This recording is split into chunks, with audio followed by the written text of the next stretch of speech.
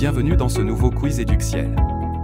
En fonction des thématiques, vous aurez droit à un maximum de 10 secondes de réflexion pour trouver la bonne réponse. Vous pouvez jouer seul ou en équipe. Si vous êtes prêt à relever ce nouveau défi, alors c'est parti.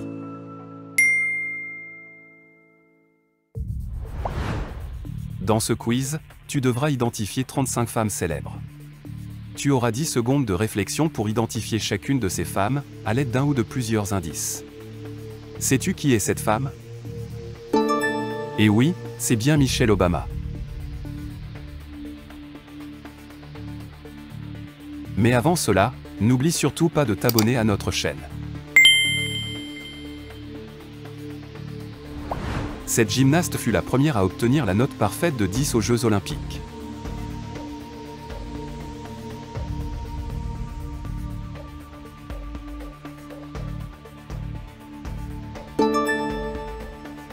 Nadia Comaneci est une gymnaste d'origine roumaine née en 1961. En 1976, aux Jeux Olympiques de Montréal, Nadia éblouit le monde entier aux épreuves de gymnastique alors qu'elle n'a que 14 ans.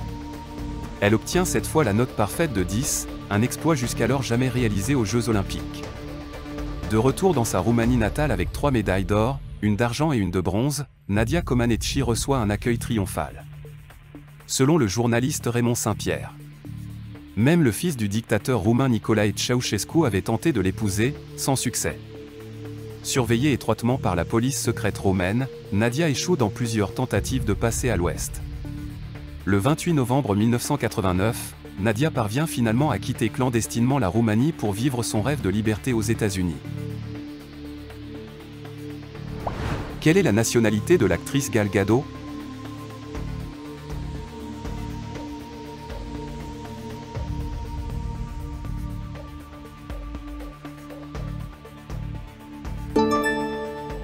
Gal Gadot est originaire d'Israël. En 2004, à 18 ans, elle remporte le concours de Miss Israël. Par la suite, elle a effectué 2 années de service militaire dans les forces de défense israéliennes avant de poursuivre ses études de droit. Son rôle de Gisèle dans la saga Fast and Furious sera son premier rôle d'envergure à Hollywood. Parmi les éléments de sa condamnation, on lui reprochait le fait de s'être habillée en homme. Elle était surnommée la pucelle d'Orléans.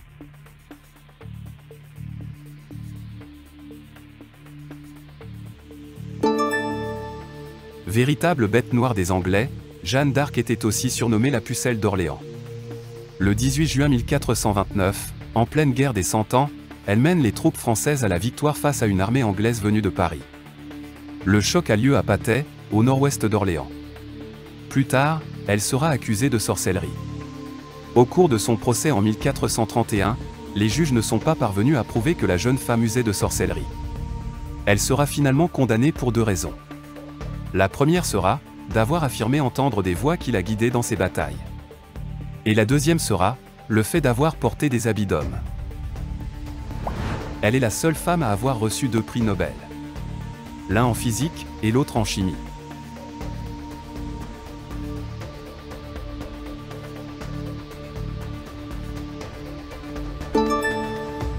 Marie Curie ou Maria Salomea Sklodowska est née le 7 novembre 1867, à Varsovie en Pologne. Elle est naturalisée française suite à son mariage avec le physicien Pierre Curie en 1895. Le couple vit modestement, et aménage un laboratoire pour travailler sur la radioactivité sans aucune protection. À cette époque, les dangers des radiations n'étant pas encore connus. Pierre et Marie Curie découvrent le polonium et le radium. Dès les années 1920, Marie est atteinte d'une leucémie radio-induite, c'est-à-dire provoquée par une exposition prolongée aux radiations. Elle meurt le 4 juillet 1934, à l'âge de 66 ans. Elle n'a pas hésité à aller en guerre contre l'Argentine pour récupérer les îles Malouines.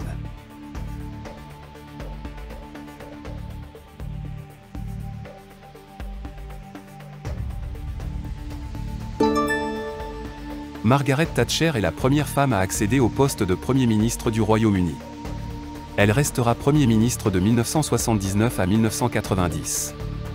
Issue du Parti conservateur, elle a été aussi bien admirée que détestée pour sa politique intransigeante, ce qui lui a valu le surnom de « Dame de fer ». Une danseuse exceptionnelle.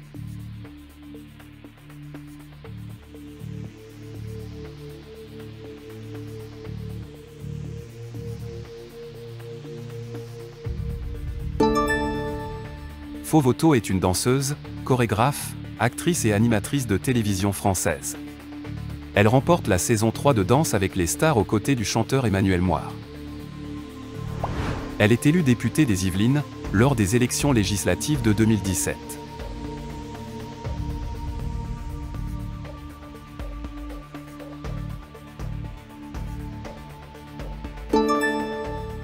Yaël Braun-Pivet est la première femme à occuper la fonction de présidente de l'Assemblée nationale française.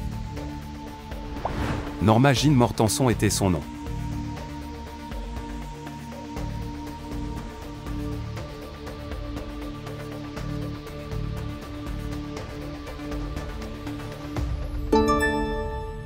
Norma Jean Mortenson, mieux connue sous le nom de Marilyn Monroe, est l'une des actrices et chanteuses américaines les plus connues à travers le monde. Les causes de sa mort à 36 ans, en 1962, font toujours l'objet de vives spéculations. Elle meurt guillotinée le 16 octobre 1793.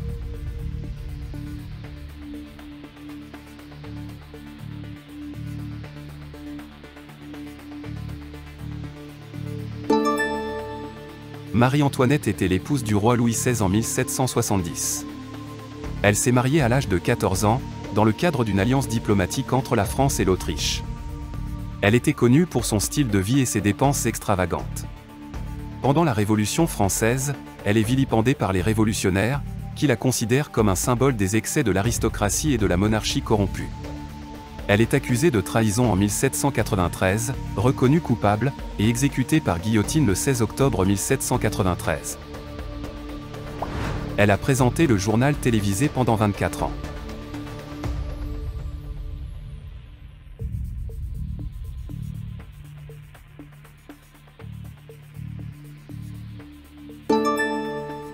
Claire Chazal a présenté le journal télévisé de TF1, de 1991 à 2015. Reconnaissez-vous cette femme politique ?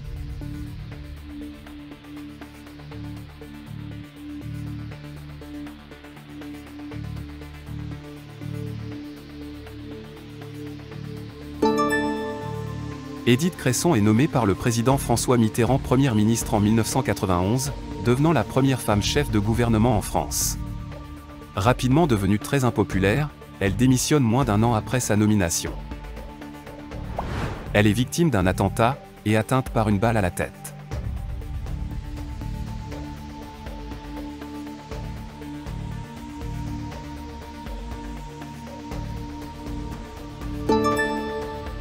Durant son enfance au Pakistan, Malala a écrit un blog pour la BBC, défendant le droit des jeunes filles à avoir accès à l'éducation.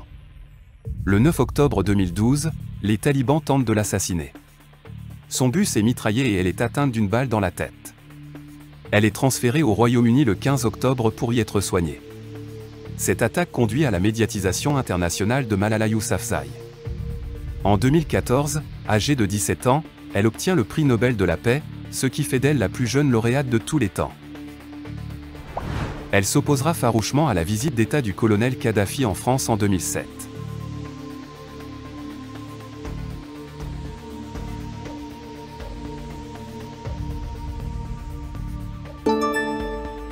Ramaya déclara que « Le colonel Kadhafi doit comprendre que notre pays n'est pas un paillasson, sur lequel un dirigeant, terroriste ou non, peut venir s'essuyer les pieds du sang de ses forfaits. » Elle a écrit les mémoires d'Adrien.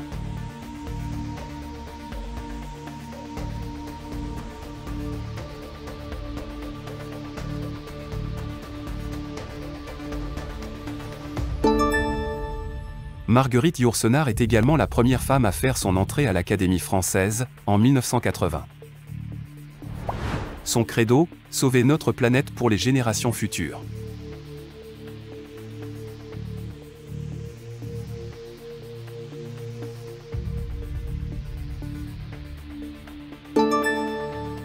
Greta Thunberg, née le 3 janvier 2003 en Suède, est une militante écologiste engagée dans la lutte contre le réchauffement climatique. Elle n'est sans doute plus à présenter.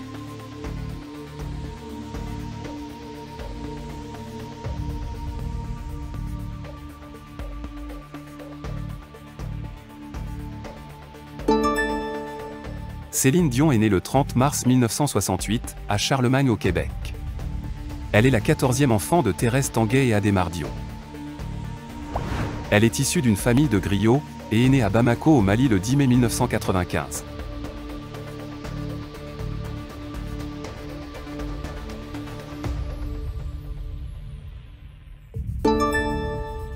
Aya Nakamura est, en 2024, l'artiste francophone la plus écoutée dans le monde. Reconnaissez-vous cette femme politique ?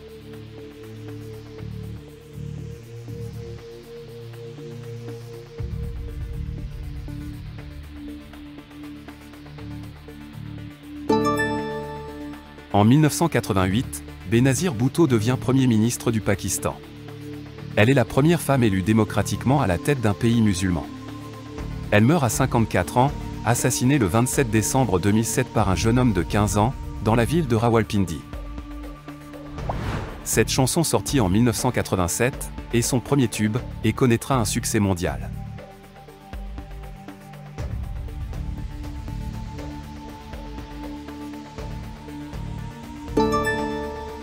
Vanessa Paradis a 14 ans à la sortie de Joe le Taxi. Le tube occupera la première place du top 50 pendant 11 semaines. 3 ans plus tard, Vanessa Paradis décroche le César du meilleur espoir féminin, pour Noces blanches, son premier film. Très peu le savent, mais elle fut également surnommée « la Dame de Fer ».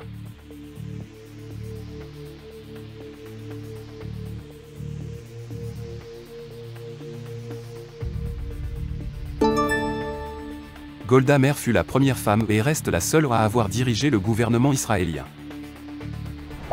C'est la veuve d'un célèbre opposant politique.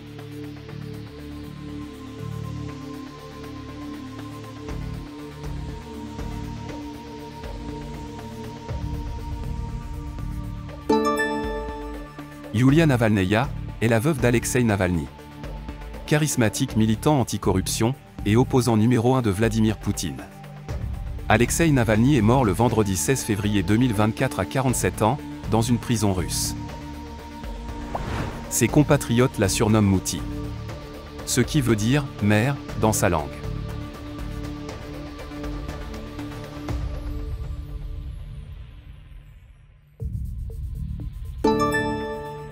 Angela Merkel est une femme politique allemande, physicienne de formation. Elle est chancelière fédérale d'Allemagne, du 22 novembre 2005 au 8 décembre 2021. Cette sportive est une enfant née prématurée, avec son frère jumeau le 25 octobre 1992.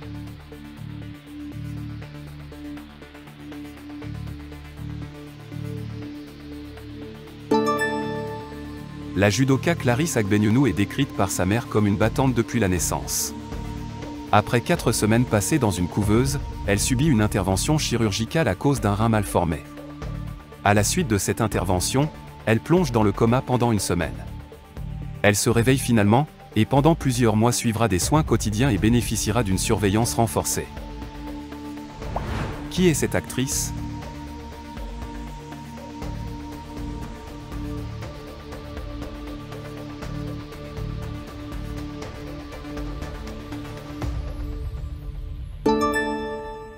Jenna Ortega. Elle interprète le rôle de Mercredi Adams dans la série de Tim Burton. Reconnaissez-vous cette héroïne de dessin animé des années 80 ?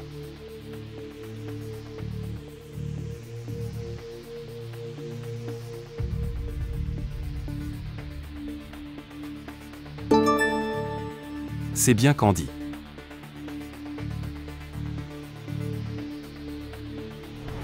Sous quel pseudonyme Aurore Dupin publie ses livres ?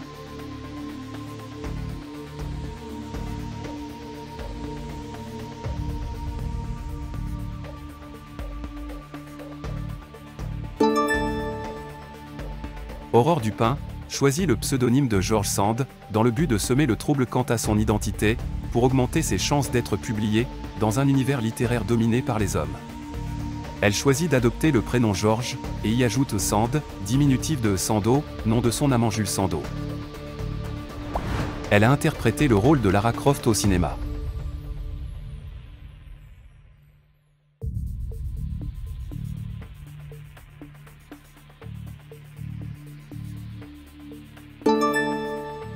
Angelina Jolie.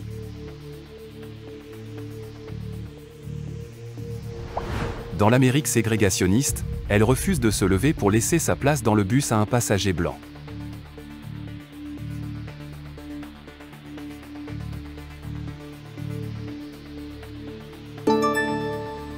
Après le refus de Rosa Parks de se lever, le chauffeur blanc du bus fait intervenir la police. Rosa Parks est arrêtée et reste plusieurs heures en cellule. Elle doit payer une amende de 14 $ et est inculpée pour trouble à l'ordre public et violation des lois ségrégationnistes de l'Alabama. Son arrestation provoque des mouvements de désobéissance civile ainsi que le boycott des bus de Montgomery par les Noirs pendant 381 jours. C'est l'humiliation de trop. Elle devient le symbole de la rébellion contre le racisme.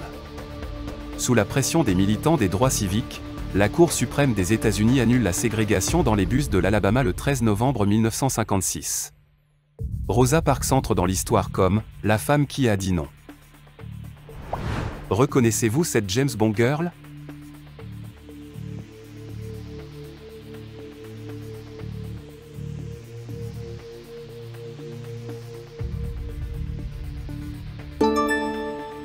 Sophie Marceau joue le rôle de la James Bond girl Elektra King, aux côtés de Pierce Brosnan, dans le film « Le monde ne suffit pas ». Elle était à la fois une femme de spectacle et une résistante française.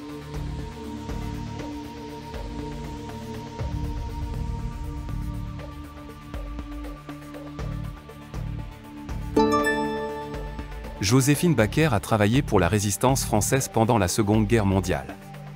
Elle a reçu plusieurs distinctions pour son service, notamment la Croix de guerre et la Légion d'honneur. Elle entre au Panthéon le 30 novembre 2021. Elle préside le comité Miss France pendant plus de 2 décennies.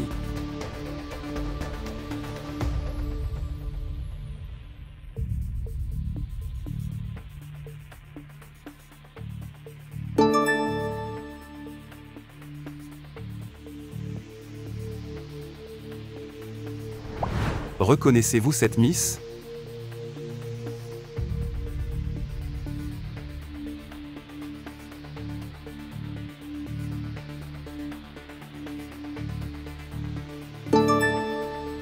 Iris Mittener a représenté la France et remporté le concours Miss Univers 2016, qui s'est tenu à Manille, aux Philippines. Devenant ainsi la 2e Miss Univers de France, après Christiane Martel en 1953. Elle avait vraiment le cœur sur la main.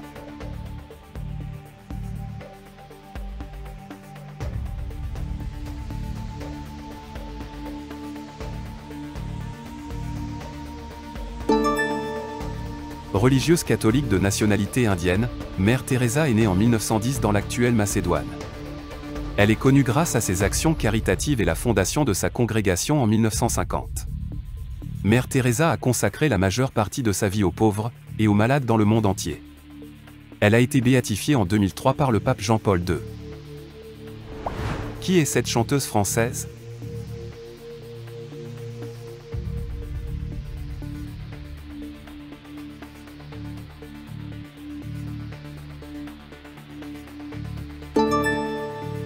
Édith Piaf est une icône, et l'une des figures les plus influentes de la musique française.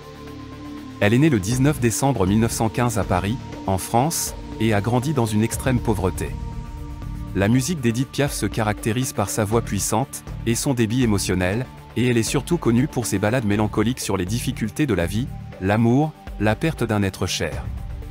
Parmi ses chansons les plus célèbres, citons « Non, je ne regrette rien » et « La vie en rose ». Elle est la première femme à occuper le poste de directrice générale du Fonds monétaire international.